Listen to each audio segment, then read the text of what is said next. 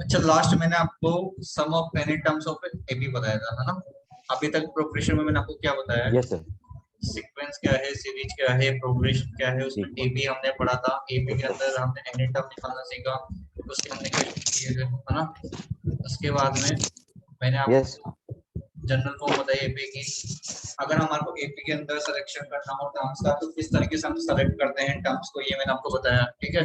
इसके बाद मैंने आपको sum of any terms of AP इसका फॉर्मूला ट्राई करवाया पूरा कैसे आता है फॉर्मूला। हालांकि आपको फॉर्मूला ही याद रखना है, लेकिन ट्राई करना भी अपने को आना चाहिए। इसका मैंने आपको पूरा फॉर्म बताया, है ना?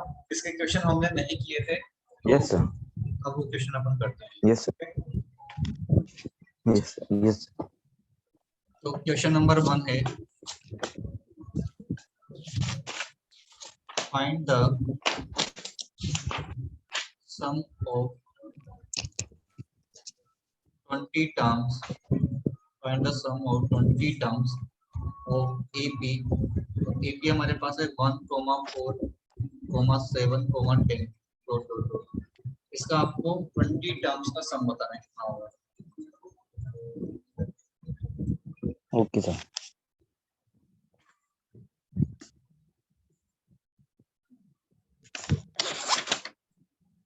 पर ट्राई करवा। यस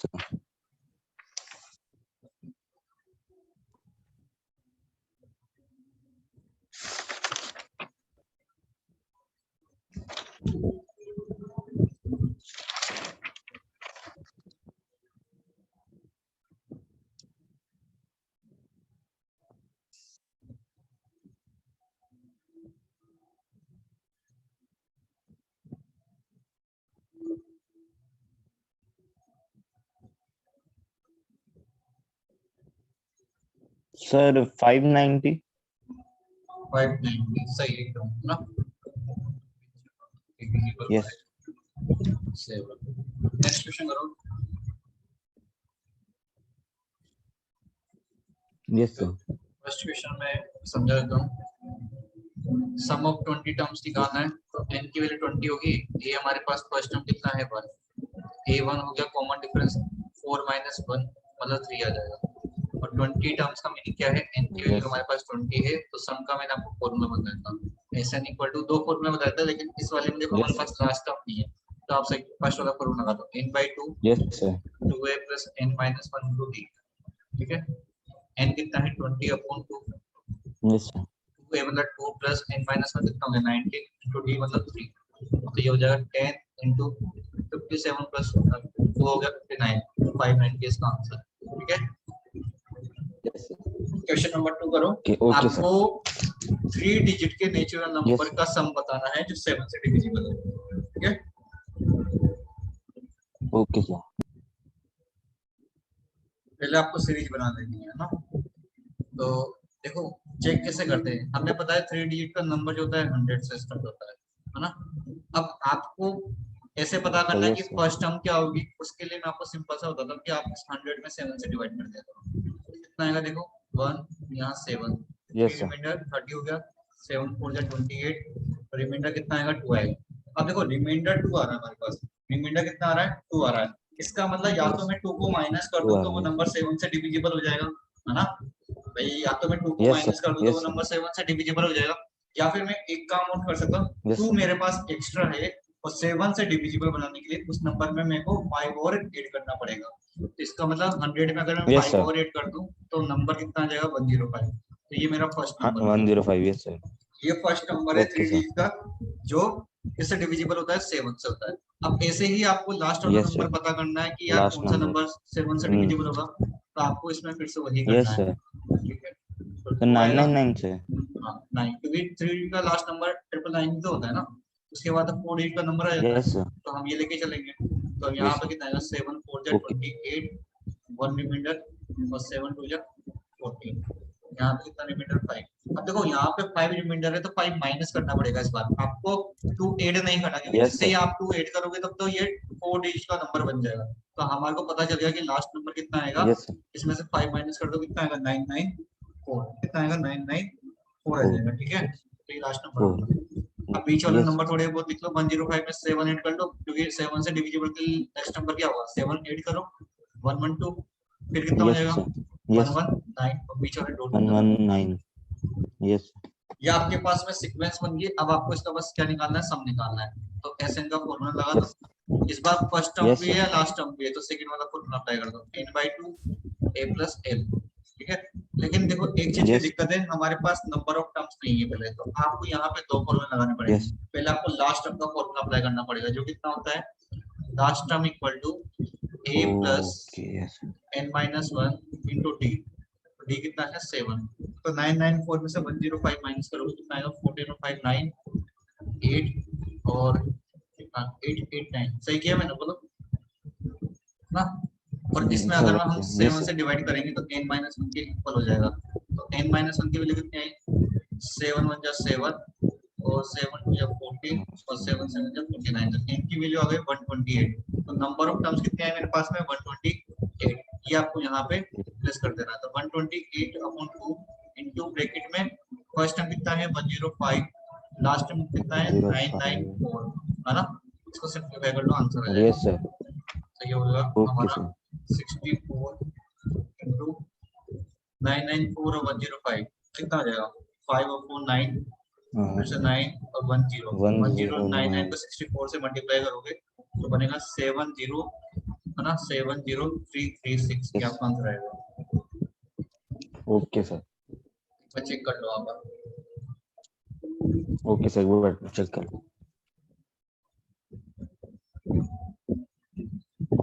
ठीक है, Yes, sir. Sir, आ गया? सही है. नेक्स्ट क्वेश्चन देखो फिर। Yes, sir. आ गया, sir. Yes. Okay, next question number 3, the ratio of sum of m n terms of AP is m square ratio n square। ठीक है, m square ratio n square। Yes. show that the ratio of m and n terms is 2m-1 ratio 2n-1, ये आपको prove करना है। ठीक है, Yes. Okay करो try। कोई देखो इसने ये बोला है the ratio of sum of m and n term, मतलब सम किसका, m टर्म का और n टर्म का, मतलब s m, और s n जो है वो m ratio n ratio m square ratio n square, मतलब m square upon n square, ये दे रखा है ना। और आपको प्रूफ करना है रेशियो m n और n टर्म, मतलब a m upon a n, ये हमें 2m-1 अपॉन 2n-1 ये प्रूफ करना है। आई बात समझ में, ये आपको गिवन Yes, है sir. और ये आपको प्रूफ करना है। तो आप यहाँ पे क्या करोगे, सम वाला फॉर्मूला अप्लाई करो, थोड़ा सा कैलकुलेशन वगैरह करो और आएगा फिर, है ना। ट्राई करो एक बार। Okay, sir. Yes, sir. देखो क्या करोगे, इसमें आप एस एम और एस एन का रेशियो दे रखा है ना हमें, तो इनका फॉर्मूला अप्लाई कर सकते हैं। m/2 2a plus m-1 into D, ठीक है, upon n/2 2a plus n-1 into D. Ratio दे रखा है m square upon n square. ठीक है, अब मेरे को देखो 2 से पता है 2 ये कैंसिल आउट हो जाएगा। Yes. तो बचा कितना, यहाँ पे बचा देखो m बचा, तो m का ये एक m स्क्वायर भी कैंसिल आउट कर दो, बोलो, और ये n से इसका स्क्वायर कैंसिल आउट Yes, कर sir. दो। Yes, sir. अब कितना बचा यहाँ पे, यहाँ पे Yes, बचा sir. 2a plus m-1 into d, और यहाँ पे बचा 2a plus n-1 into D. ठीक है, और इक्वल टू बचा m अपॉन n। अब आपके पास क्या ऑप्शन है, आप इसको क्रॉस मल्टीप्लाई कर दो, और तो क्या करोगे इसके बाद, तो क्रॉस मल्टीप्लाई करेंगे तो ये इधर मल्टीप्लाई होगा और ये इधर होगा, है ना। तो यहाँ पे आ जाएगा Yes, sir. 2an plus n into m-1 into d equal to 2am plus m into n-1 into D. ठीक है, ये आपके पास में आ चुका है।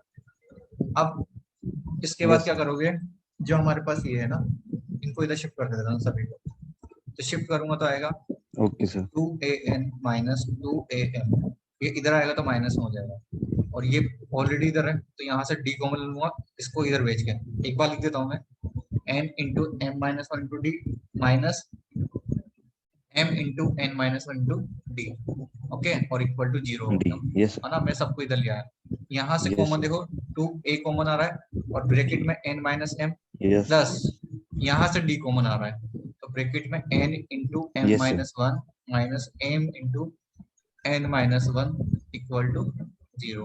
So this is 2an minus m plus d whole bracket mn minus n minus mn plus m equal to 0. ये mn से mn cancel out हो गया, तो कितना बचा Yes, sir. 2an minus m, ठीक है, और यहाँ पे बचेगा प्लस का d Yes, sir. m minus n equal to 0. अब एक काम करो, इसको उधर Yes, शिफ्ट sir. कर दो d माइनस वाले को, कॉमन ले लो हाँ माइनस कॉमन ले लो, या तो अच्छी बात है, आपको ये बात समझ आ रही है तो कि माइनस कॉमन ले लो, तो 2an माइनस एम, ये हो जाएगा माइनस का d n माइनस एम, ठीक है, और equal to 0। Yes, n sir. Minus m अगर मैं कॉमन Yes. ले लूँ अब, तो ब्रैकेट में कितना बचेगा 2a Yes, माइनस sir. का d equal to 0, 2a minus तो यहाँ से Yes, sir. ये भी 0 होगा, Yes, ये sir. भी 0 होगा, तो 2a की वैल्यू किसके इक्वल आ गई, d के इक्वल आ गई, किसके इक्वल आ गई, 2a की वैल्यू DK d के इक्वल आ Yes, sir. गई, ठीक है। अब DK आप क्या Yes, करोगे, sir. यहाँ Yes, sir. पे हमें निकालना था एम और एन सर टर्म यहाँ का से रेशियो, n m के हाँ वो कर सकते हो, एम Yes, एन sir. के इक्वल है तब तो आपको दिख ही जाएगा कि 2 माइनस वन 2 माइनस, जैसे मान लो एम एन के इक्वल है ना, तो सेम ही हो गया ना, फिर तो Yes, sir. डायरेक्ट देख लो, या तो यहाँ से डायरेक्ट देख Yes, लो, sir. या फिर Yes, sir. हम इनका एम एन और एन एन टर्म निकाल लें भाई, अगर या तो एम इक्वल टू एन है तब तो हमें दिख रहा है कि ये इसका रेशियो सेम ही तो लिखा Yes, हुआ sir. है, तो सेम होगा, या फिर आप इसको लेके चलो 2a equal Yes, to sir. D को, तो इससे भी हम निकाल के देख लेते हैं, तो इससे निकाल के देखोगे तो क्या करोगे, देखो मैं Okay. पीछे लिख देता हूँ इसको, हमें पता है ए एम और ए एन टर्म का जो रेशियो है कितना बनेगा, a plus m minus one into d, और ये बनेगा a plus n minus one into d, और डी की वैल्यू देखो पीछे कितने आई है, डी की वैल्यू 2a के इक्वल आई है, तो मैं रिप्लेस कर देता हूँ, तो क्या लिखोगे आप, a plus m minus one into two है, तो यहाँ पे हो जाएगा a plus n minus one into two है, ठीक है। अब a कॉमन ले लो, जैसे ही a कॉमन लोगे Yes, 1 plus yes. 2m minus 2 आएगा, 2 अंदर मल्टीप्लाई कर दिया, और ये a कॉमन लोगे तो कितना आएगा 1 प्लस 2n माइनस 2, ठीक है, इससे a कैंसिल आउट कर दो तो कितना आएगा Yes, 2m sir. माइनस 1 और 2n माइनस 1, यही पूछा था हमें, है ना, तो आ गया ये, आई बस समझ में, Yes, sir. Answer Yes, sir. आगे sir. देख लो sir. So next topic is properties of AP. Properties Oh. of AP. पता देना है, बीच बीच में मेरे को ध्यान नहीं रखता हूँ कि भाई स्टार्ट है कि नहीं। Properties of AP. Okay, Okay, sir. इसमें कुछ पॉइंट्स है जो मैं आपको बताता हूँ। जैसे मान लो फर्स्ट पॉइंट ये है कि अगर किसी भी रियल नंबर ए और बी के लिए अगर हम बात करें, तो किसी सीक्वेंस का अगर nth टर्म जो है an equal to an plus b है, तो वो हमेशा एक एपी के अंदर होगा, और जिसका कॉमन डिफरेंस क्या होगा, ए होगा।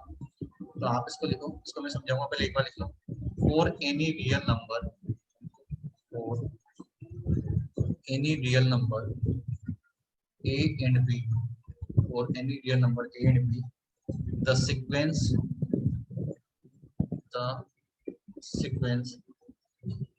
whose nth term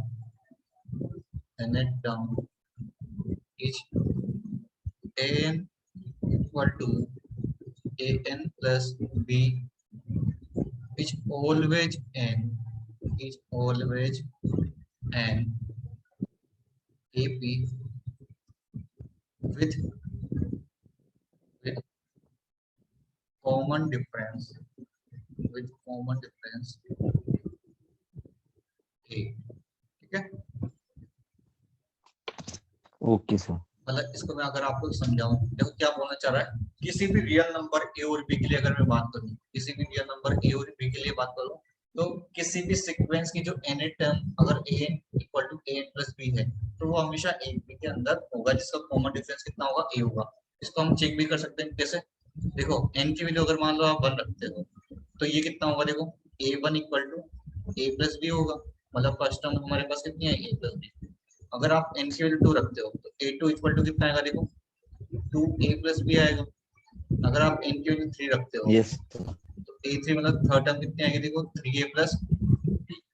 और n की वैल्यू अगर आप 4 रखते हो तो a4 इक्वल टू कितना आ जाएगा, 4a प्लस बी। आप खुद देखो हर टाइम जो है कॉमन डिफरेंस कितना ऐड होता जा रहा है, सभी में a ऐड होता जा रहा है। जैसे ही A मैं हर एक टर्म में, जैसे oh, फर्स्ट टर्म में मैंने a ऐड करा तो 2a प्लस बी आ गया, सेकंड टर्म में मैं फिर से ऐड करूंगा क्या a, तो 3a प्लस बी बन जाएगा। थर्ड टर्म में फिर से a ऐड करोगे तो 4a प्लस बी बन जाएगा। इसका yes मीनिंग क्या sir. हो गया, कॉमन डिफरेंस अब में सेम चल रहा है और ये एक तरीके से सीक्वेंस है जिसका फर्स्ट टर्म सेम है ना, फर्स्ट टर्म है और कॉमन डिफरेंस ऐड करते हुए Yes एक sir. पूरी सीक्वेंस बन गई है। इसका मतलब ये एपी के अंदर है, तो यही तो मैं बोल रहा था ऊपर की। ठीक है, ये क्या होती है, एपी, Yes sir. वो हमने चेक कर लिया। ठीक है, क्लियर, एक Yes पॉइंट sir. क्लियर हो गया। Clear है sir. अब इसमें सेकंड पॉइंट क्या है कि अगर हम किसी भी एपी के अंदर, अगर हम किसी भी एपी के अंदर किसी कांस्टेंट टर्म को ऐड कर दे या फिर सब्ट्रैक्ट कर दे, मतलब हर एक टर्म की बात कर रहे हैं हम, अगर किसी भी एपी में हर एक Yes sir. टर्म में किसी कांस्टेंट टर्म को अगर हम ऐड कर दें या फिर सब्ट्रैक्ट कर दें तो हमारे पास जो नेक्स्ट रिजल्टिंग सीक्वेंस बनेगी वो भी एपी के अंदर होगी, वो भी क्या होगी, एक एपी के अंदर होगी। और सब कॉमन डिफरेंस भी क्या होगा, जो पहले वाले एपी का था। देखो मैं आपको समझाता हूँ, Yes मतलब आप sir. इसको शॉर्ट में पहले इस तरीके से लिखो, if we add any constant term, if we add or subtract, if we add or subtract any constant term from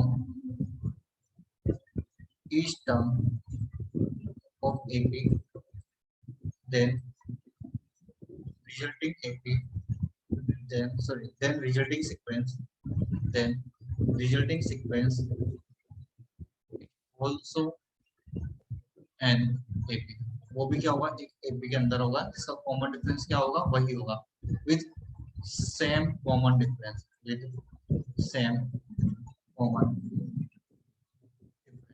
for example देखो मैं समझाता हूँ, तो जैसे मान लो मैंने कोई एक लिखी 2, 4, 6, 8, 10 इस तरीके से। मेरे को ये बताओ ये एपी है जिसका कॉमन डिफरेंस कितना है, यहाँ पे बताओ, क्या 2 है क्या? 2. ठीक है, अब Yes sir. मान लो मेरी इच्छा हुई कि मैं कोई कांस्टेंट टर्म जो है 3 को ऐड कर रहा हूँ, क्या कर रहा हूँ मैं, 3 को Yes ऐड sir. करना चाह रहा हूँ, तो ये 3 आपको 3. हर एक टर्म में करना है। तो 2 + 3 कितना होगा, 5, Yes sir.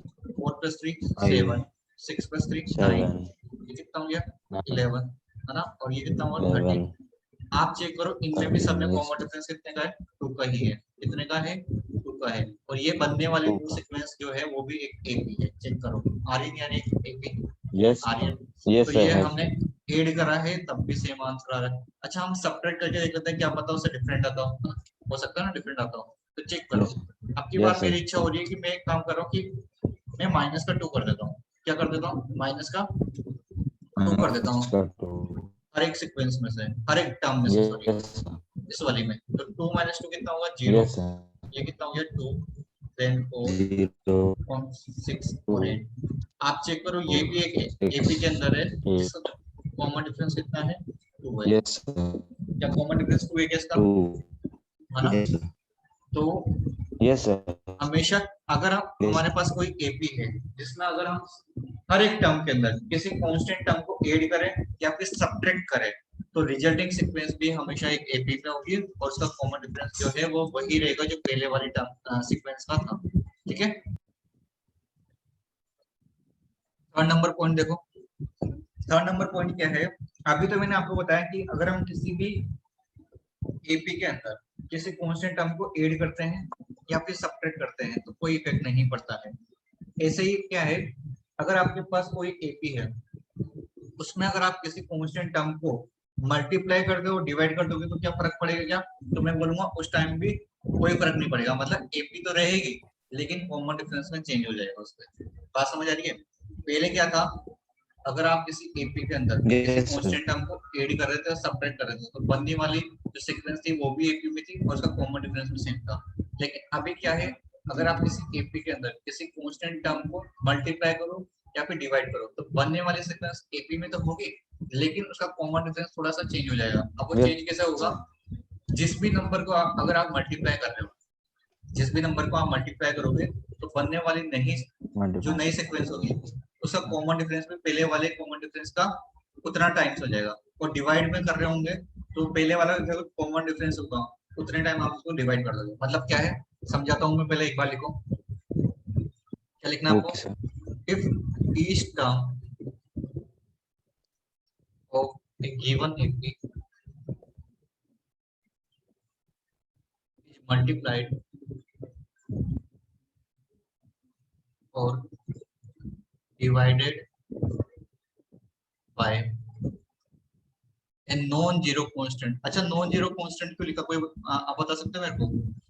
Non zero constant Yes, इसलिए लिखा sir. है Sir, क्योंकि क्योंकि देखो जीरो ये, से मल्टीप्लाई कर दिया तो yes, sir. हाँ, क्योंकि अगर आपने हर एक टर्म को जीरो से मल्टीप्लाई कर दिया तो सभी जीरो जीरो जब क्या फर्क पड़ेगा, और अगर जीरो से डिवाइड कर दिया तो वो तो Yes, पॉसिबल भी sir. नहीं है ना, तो हम नॉन जीरो Yes, कांस्टेंट से sir. करते हैं।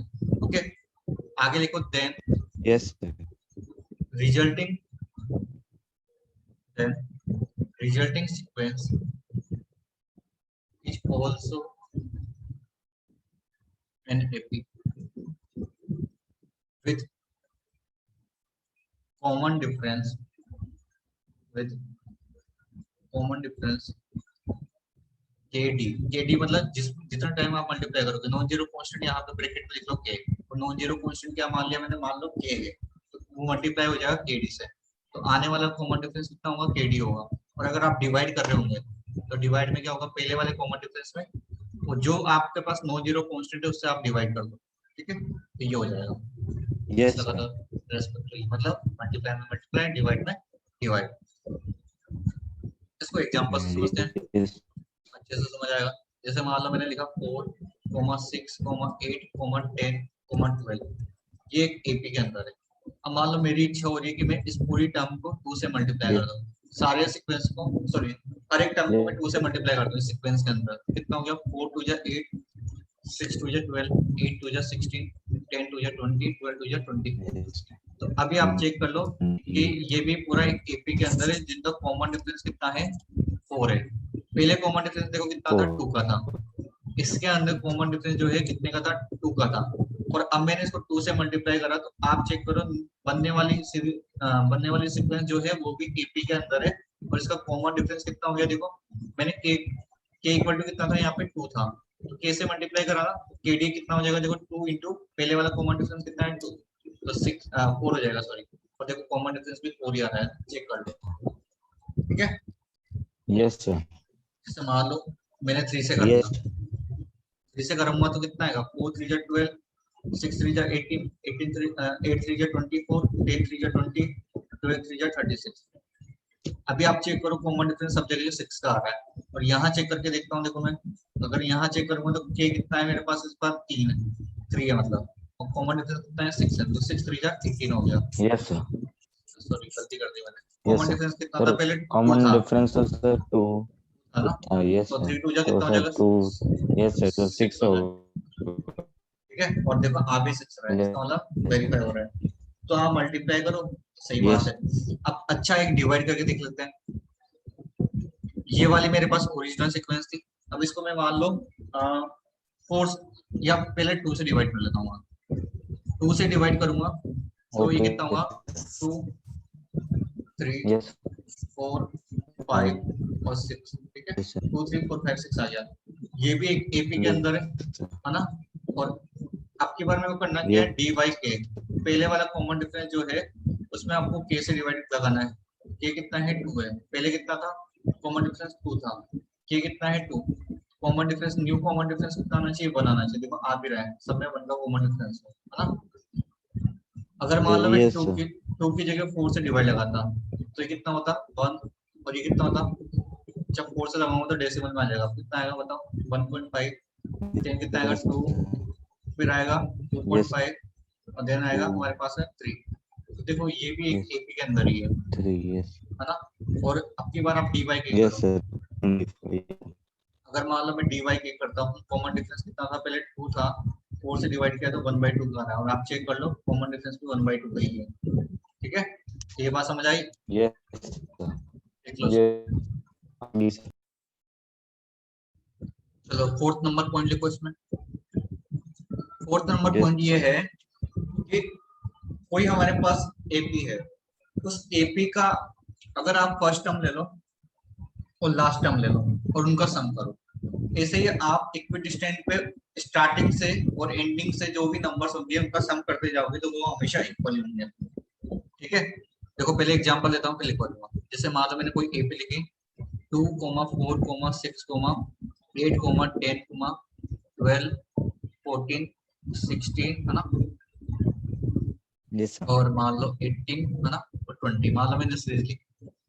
अब आपको क्या करना है, मैं ये समझाना चाह रहा हूँ, आप फर्स्ट नंबर पकड़ो, यहाँ से फर्स्ट नंबर कितना है बताओ, 2 है, यहाँ कितना है 2, 20, इनका सम करो कितना आ रहा है yes, बताओ, sir. 22। 22, अब आप यहाँ से देखो yes, ये पकड़ो, इक्विडिस्टेंट पे स्टार्टिंग से और एंडिंग से जो भी इक्विडिस्टेंट पे नंबर्स होंगे उनका सम हमेशा इक्वल रहता है। देखो कितना आ रहा है 22, इनका देख लो 22, इनका देख लो 22, इनका देख लो 22। तो हमेशा स्टार्टिंग से और एंडिंग से जो भी नंबर्स लिखे होंगे उनका सम जो है हमेशा सेम ही आता है।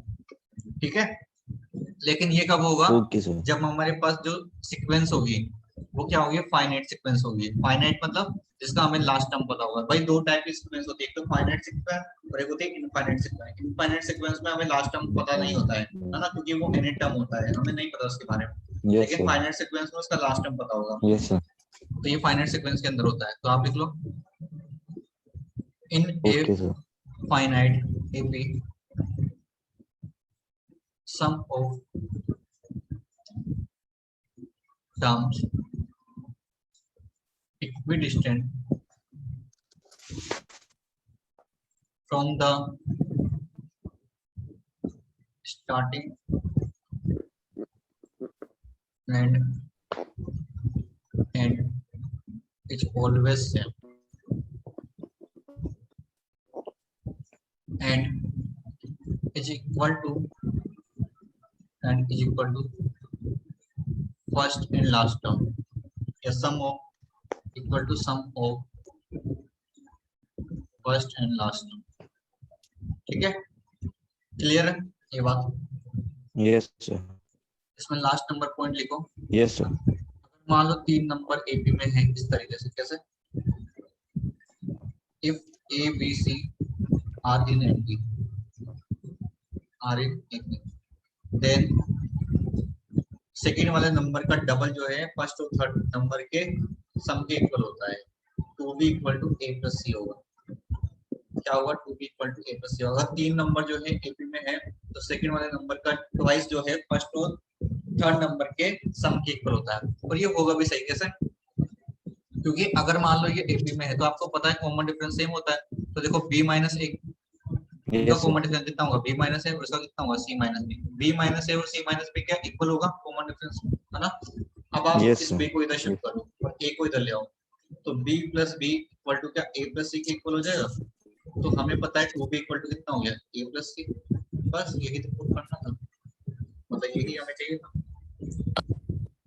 आगे बात समझना है, बोलो। Yes, sir. अब इसमें एक इंपॉर्टेंट Yes, पॉइंट sir. और है, आगे लिखना या हो गया, सर लिखना है सर। देखो देखो इसके बाद जो नेक्स्ट पॉइंट है बहुत ज्यादा इंपॉर्टेंट है, मतलब इस पे बहुत क्वेश्चन भी आते हैं। क्या कि nth टर्म जो है, nth टर्म ये जो है sum of nth term minus sum of n minus 1 term इनके डिफरेंस के इक्वल होता है। क्या nth टर्म जो है वो सम ऑफ n टर्म और सम ऑफ n माइनस 1 टर्म इनके डिफरेंस के इक्वल होता है। इसको हमें प्रूफ करना है। अब हम प्रूफ करते हैं इसको, है ना, समझना आप, क्या प्रूफ कर रहा हूँ इसको। तो देखो an मेरे को पता है कितना होता है, an होता है nth का मतलब a plus n minus 1 into T, ठीक है। एस एन कितना Yes, होता है, sir. देखो एस एन मेरे को पता है कितना होता है, n by two, two a N by plus 2 into n minus one into d. n ठीक minus है, 1.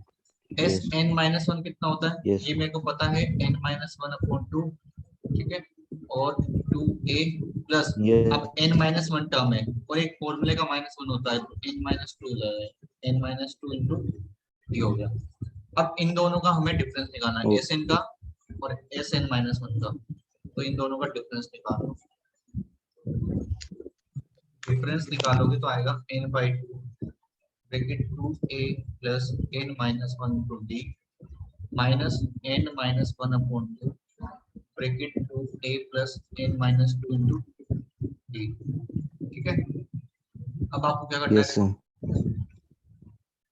अब आपको देखो यहाँ पे क्या करना है, थोड़ा सा इसको हम सिंप्लीफाई करते हैं। सिंप्लीफाई कैसे करेंगे बताओ, कुछ कॉमन वॉमन ले बताओ।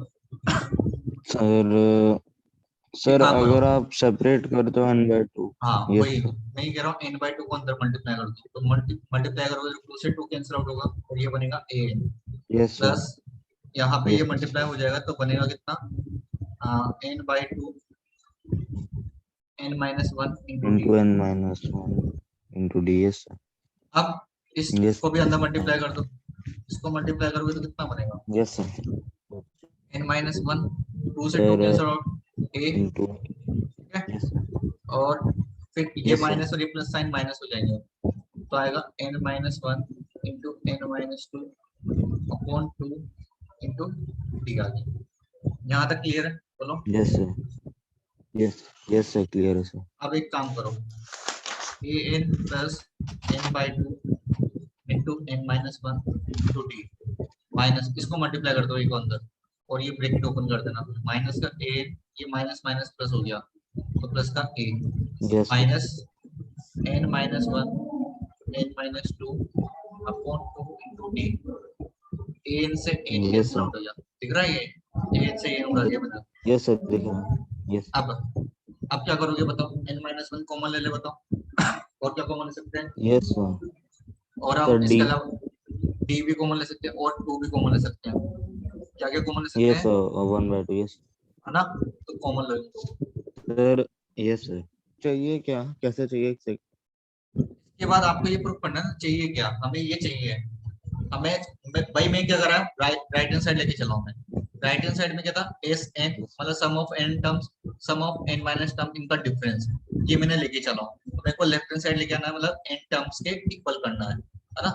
तो देखते हैं, बस ये Yes, sir. टर्म बचा हुआ है, Yes, तो sir. मेरे को इनमें दिख रहा है एन माइनस वन, एक डी और एक टू, एक कॉमन है, तो n minus one into d upon two, ये कॉमन ले लेता Into हूँ, जैसे ये D. Common Okay. लूंगा यहाँ से तो बचेगा देखो एन, और देखो एक प्लस ए बचा हुआ है, इसको Yes, लास्ट sir. लेके गए और यहाँ से माइनस साइन लगाओ, एन माइनस वन डी और टू कॉमन आ चुका है, तो कितना बचेगा ब्रैकेट में, एन माइनस टू और प्लस का ए आ जाएगा। अब आप क्या करोगे, n minus one upon two into d bracket लगाओ, n Yes, minus sir. N plus Then minus 2. Plus का ए हो जाएगा, एन से एन उड़ा दो, तो Yes. कितना बचा देखो, ये बचा n minus one into d upon two, और ये प्लस का टू मतलब इंटू में टू है, इंटू में कितना है टू और प्लस का ए, देखो फिर से टू से टू उड़ा गया, तो कितना बचा n minus one into d और ए, मतलब इसको सही से लिखोगे तो a plus n minus one into d, और यही तो हमें प्रूफ करना था, अरे Yes. करना था नहीं करना था, Yes, sir. यही तो करना Yes, था, sir. आ चुका है एन टर्म्स के, Yes, sir. ठीक है, Okay, sir. Yes. ऐसा एन टर्म आया। तो Okay. इसके क्वेश्चन बहुत ज्यादा आते हैं, अभी आपको कराऊंगा मैं सही में बहुत सारे, ठीक है। Okay, sir. Yes. चलो क्वेश्चन करो, अब इस पे फिर हो गया। Question number one, Yes, sir. check whether an equal to 2n square plus 1 is an AP or not, ये AP में है या नहीं है, ये आपको चेक करना है, ठीक है। Okay. Yes, sir. एक मैं समझा देता हूँ, देखो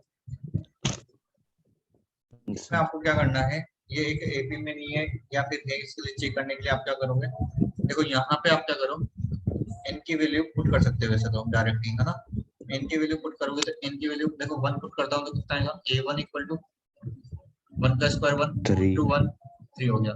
n की वैल्यू 2 पुट करो, a2 कितना आएगा 4 into 2 यस सर 8 9 9, n की वैल्यू 3 पुट करो, a3 इक्वल टू 9 into 2 18 और 9 19 हो गया। देखो यहीं से पता लग गया, यहाँ पे डिफरेंस 6 का है और यहाँ पे 10 का, तो ये 18 नहीं है। ठीक है, yes sir yes sir. Question number 2। Sir और कैसे कर सकते हैं इसे, मतलब जैसे तरीका है इस करिए कुछ फॉर्मूला। तरीका यही है कि जैसे ये आपके पास n टर्म दे रखी है, अब आप क्या करोगे, यहाँ Yes, पे sir. इसका n+1 टर्म और निकाल लो और उनका फिर डिफरेंस निकालोगे, क्योंकि ये टर्म n टर्म है और n+1 और टर्म और Yes, sir. टर्म आप निकाल लेते हो। तो टर्म जब आप निकाल लोगे तो Okay, उन sir. दोनों का जो डिफरेंस निकालोगे, भाई फर्स्ट टर्म और उसके आगे वाली टर्म Yes, का sir. जब हम डिफरेंस निकालते हैं तो कॉमन डिफरेंस होता है, कॉमन डिफरेंस क्या हमेशा कांस्टेंट होता है क्या? लेकिन जब आप निकाल रहे होंगे तो कॉमन Yes, डिफरेंस sir. जो है वो कांस्टेंट नहीं आएगा, वो वेरिएबल के अंदर होगा, वो वेरी कर सकता है। तो फिर उस Okay, केस में sir. हम बोल सकते हैं कि ये कांस्टेंट नहीं है, तो ये 80 में नहीं होगा। Okay, sir. नेक्स्ट क्वेश्चन देखो, in an AP the sum of first n terms is 4n square minus 3n. Find its nth term. 10 minute. Okay, sir. Try करते हैं। Yes, and start. The sum of first term.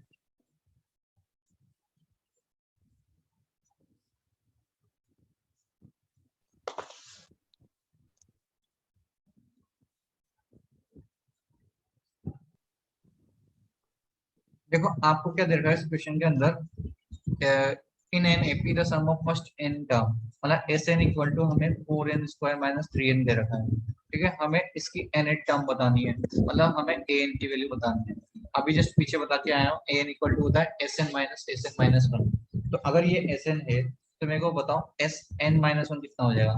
जहां पर भी n है वहां पे n minus one रख दो, बस सिंपल सी बात है। तो 4n माइनस वन का whole square minus 3 into n minus one. थोड़ा सा इसको सिंप्लीफाई कर लो, तो 4 इंटू एन स्क्वायर माइनस का 2n प्लस का 1 माइनस का 3n प्लस का 3 हो जाएगा। कितना आएगा 4n स्क्वायर माइनस का 8n प्लस 4 माइनस का 3n प्लस का 3। सिंप्लीफाई करोगे थोड़ा सा हो तो 4n स्क्वायर माइनस का 11n प्लस का 7, यह हो गया हमारा एस एन माइनस वन। यहाँ तक क्लियर है? बोलो। अब इनका डिफरेंस निकालना है हमें। Yes, sir. N Yes, equal sir. To आ जाएगा s n minus one. S n कितना है 4n स्क्वायर माइनस का 3n माइनस साइन ब्रैकेट लगा दो और एस एन माइनस वन लिख दो, तो 4n स्क्वायर माइनस का 11n प्लस का 7। 4n स्क्वायर तो डायरेक्टली ऊपर दिख रहा है हमें, 4n स्क्वायर माइनस का 3n माइनस का 4n स्क्वायर, ठीक है, प्लस का 11n माइनस का 7, ये कैंसिल आउट हो गया। 11 माइनस 3 होता है कितना 8, 8n माइनस 7, तो यही हमें बताना था। एन टर्म आ गई 8n माइनस 7। ठीक है, इस क्वेश्चन का मैं आपको एक शॉर्ट ट्रिक बताता हूँ, है ना, जो हर जगह अप्लाई होगा। Yes, क्या? sir. जब भी आपके पास ऐसा क्वेश्चन आ जाए जिसमें एस एन आपको दे रखा हो सम ऑफ एन टर्म और आपको पूछे कि उसकी एन टर्म बताओ, बताओ कि क्या होगी, तो आपको याद है बताऊँ क्या करना है? आप लिख लो यहाँ पे साइड में शॉर्ट ट्रिक। Yes. आपको Yes, sir. जो आपके पास दे रखी होगी ना एस एन, उसमें जहां पे एन स्क्वायर होगा ना वहां आपको क्या करना है 2n माइनस वन प्लेस करना है। जहां पे n स्क्वायर होगा वहां पे आपको 2n माइनस वन रखना है, और जहां पे n होगा वहां पे आपको 1 रख देना है। देखो रख के देखो, इसमें रखना है हमें, तो 4n स्क्वायर की जगह रखो 2n माइनस वन और n की जगह 1 रखोगे तो माइनस का 3 हो जाएगा। इसको सिंप्लीफाई करो, 8n माइनस 4 माइनस का 3 कितना आ गया 8n माइनस 7। देख लो, चेक कर लो आ रहा है? Yes, sir. इसको लिख लो। सर इसकी क्वेश्चन है if the sum of four numbers sum of four numbers in AP 348 and date of the product of the extremes is to the product of the mean is 27 to 35. Find the numbers. तो आपको बताने numbers क्या होंगे, ठीक है, एक बार try करो। Okay sir. Yes yes